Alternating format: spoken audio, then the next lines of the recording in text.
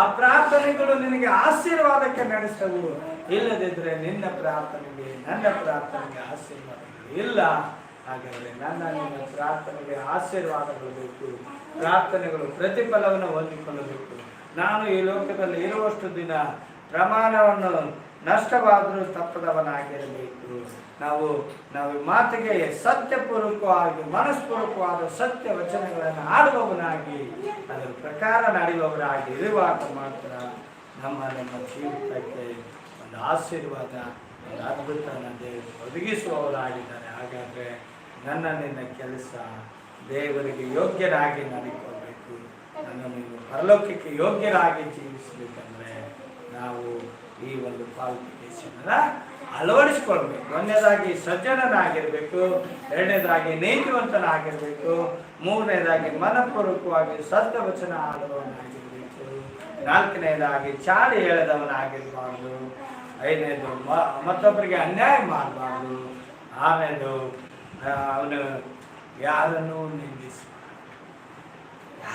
ನಿಂದಿಸಬಾರ್ದು, ಮತ್ತೆ ಅವನು ಭ್ರಷ್ಟರನ್ನ ಬಿಟ್ಟು ಅವನು ಸರದು ಬಿಡ್ಬೇಕು. ಅಲ್ಲಿ ಜರಿದು ಬಿಟ್ಟವನಾಗಿರ್ಬೇಕಂತ ಹೇಳ್ತಾನೆ. ಅಲ್ಲಿಂದ ಅವರ ಸಹವಾಸದಿಂದ ಸರಿಬೇಕು.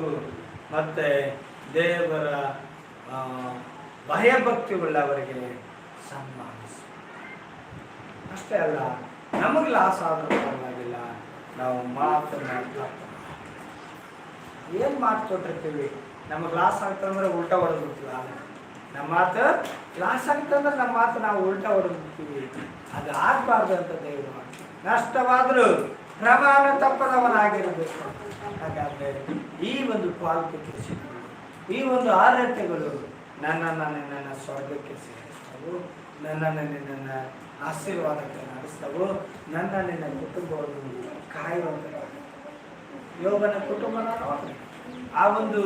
ಈ ಒಂದು ಕ್ವಾಲಿಫಿಕೇಶನ್ ಯೋಗನ ಜೀವಿತದಲ್ಲಿ ಇರುವಾಗ ಯೋಗನ ಸುತ್ತಲೂ ದೇವರು ಬೇಲಿಯನ್ನು ಹಾಕಿದ್ರು. ಅವನ ಆಸ್ತಿ ಸುತ್ತಲೂ ಬೇಲಿ ಹಾಕಿದ್ರು, ಅವನ ಹೊಲದ ಸುತ್ತ ಬೇಲಿ ಹಾಕಿದ್ರು, ಅವನ ಕೈ ಕೆಲಸನ ಸಫಲ ಮಾಡಿದ್ರು, ಅವನ ಎಲ್ಲ ಕೆಲಸಗಳು ಆಶೀರ್ವಾದ. ಹಾಗಾದರೆ ದೇವರ ಮುಂದೆ ನಮ್ಮನ್ನು ಒಪ್ಪಿಸಿಕೊಳ್ಳುವ ಯೋಗನ ರೀತಿಯಲ್ಲಿ ನಾವು ನಿಲ್ಲುವಾಗ ನಾವು ಆತನ ಪರಿಶುದ್ಧ ಪರ್ವತ ಹತ್ತೋದಕ್ಕೆ ನಾವು ಯೋಗ್ಯರಾಗ್ತೇವೆ. ನಾವು ದೇವರ ಮಕ್ಕಳಾಗೋದಕ್ಕೆ ಯೋಗ್ಯರಾಗ್ತೇವೆ.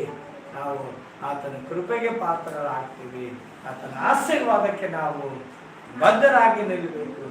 ಆಶೀರ್ವಾದ ನಮ್ಮ ಜೀವಿತದಲ್ಲೂ ಕೂಡ ಆ ಸಮೃದ್ಧಿಯನ್ನು, ಬದಲಾವಣೆಯನ್ನು ತರುವಂಥದ್ದಾಗಬೇಕಂದ್ರೆ ಈ ಒಂದು ಎಲ್ಲ ಸ್ವಭಾವಗಳು ನಮ್ಮಲ್ಲಿ ಬರಬೇಕು. ದೇವರು ಈ ಒಂದು ಆಶೀರ್ವಾದದ ವಚನಗಳನ್ನು ದೇವರು ಮತ್ತು ನಾವು ಆಶೀರ್ವದಿಸಲೆಂಬುದಾಗಿ ಅಂತ ಈ ಪ್ರಾರ್ಥನೆ ವಾಕ್ಯಗಳನ್ನು ಮುಗಿಸ್ಕೊಳ್ಳೋದನ್ನು ಕೊನೆಯದಾಗಿ ಪ್ರಾರ್ಥನೆ.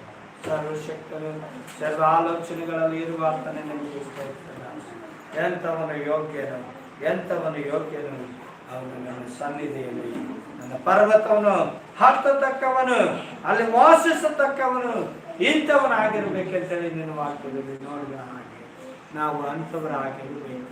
ನಾವು ಅಂಥವರಾಗಿ ಜೀವಿಸಬೇಕು. ನಾವು ನೀತಿವಂತರಾಗಿ ಜೀವಿಸಬೇಕು. ನಾವು ಸಜ್ಜನರಾಗಿರಬೇಕು. ಮನಸ್ಪೂರ್ವಕವಾಗಿ ಸತ್ಯವಚನ ಆಡಬೇಕು. ನಾವು ಯಾರಿಗೂ ಚಾಡಿ ಹೇಳಬಾರ್ದು, ಅನ್ಯಾಯ ಮಾಡಬಾರ್ದು, ಇನ್ನೊಬ್ಬರನ್ನ ನಿಂದಿಸಬಾರ್ದು. ನಾವು ಭ್ರಷ್ಟರನ್ನು ಬಿಟ್ಟು ದೂರ ಸರಿದು ನಿನ್ನ ನಾಮವನ್ನು ಭಯಭಕ್ತಿ ಉಳ್ಳವರನ್ನ ಸನ್ಮಾನಿಸುವವರಾಗಿ, ಗೌರವಿಸುವವರಾಗಿ ಇರಬೇಕು. ನಾವೇನು ಮಾತು ಕೊಡ್ತೀವಿ ದೇವರ ಮುಂದೆ, ಆ ಮಾತಿನ ಪ್ರಕಾರ ನಷ್ಟ ಆದರೂ ನಾವು ನಡ್ಕೋಬೇಕು. ಹಾಗಾದರೆ ನೀನು ದೇವರ ಮಗಳು ಪರಲೋಕಕ್ಕೆ ಯೋಗ್ಯನು ಬಾಧ್ಯನೂ ಆಗಿರ್ತಿ ಅಂತ ಹೇಳಿದ್ರೆ, ಹಾಗಾದರೆ ಅದೇ ರೀತಿ ನಮ್ಮನ್ನು ಈ ಸ್ವಭಾವಗಳು ನಮ್ಮಲ್ಲಿ ಬರಲಿ.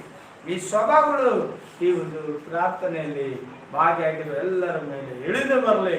ಇವತ್ತು ಯೂಟ್ಯೂಬಲ್ಲಿ ಲೈವ್ ನೋಡ್ತಾ ಇರುವ ಪ್ರತಿಯೊಬ್ಬರ ಮೇಲೆ, ಇದನ್ನು ವೀಕ್ಷಣೆ ಮಾಡುವ ಪ್ರತಿಯೊಬ್ಬರಿಗೂ ಇಂಥ ಹೃದಯ ಮನಸ್ಸು ಒದಗಿಸಿಕೊಡುವುದಾದರೆ ಮತ್ತು ನಮ್ಮೆಲ್ಲರ ಪ್ರಾಣಾತ್ಮ ಶರೀರನೇ ಕೈಕೊಡ್ತೇನೆ. ಏನೇ ಜೊತೆಗಾರು ಬರಬೇಕು ಅಂತ ವಿಮಾನನಾಗಿ ನಡೆಸಬೇಕಾಗಿ ಯೇಸು ನಾಮದಲ್ಲಿ ಬೇಡ್ತೇವೆ. ಆಮೆನ್. ಧನ್ಯವಾದ ದೇವರ ಪ್ರೀತಿ, ಮಗನಾದ ಯೇಸು ಕ್ರಿಸ್ತನ ಕೃಪೆ, ಪವಿತ್ರ ಆತ್ಮನ ಸೇವೆ ನಮ್ಮೆಲ್ಲರ ಮೇಲೆ ಇವತ್ತು ಧ್ಯಾನ ಮಾಡುವ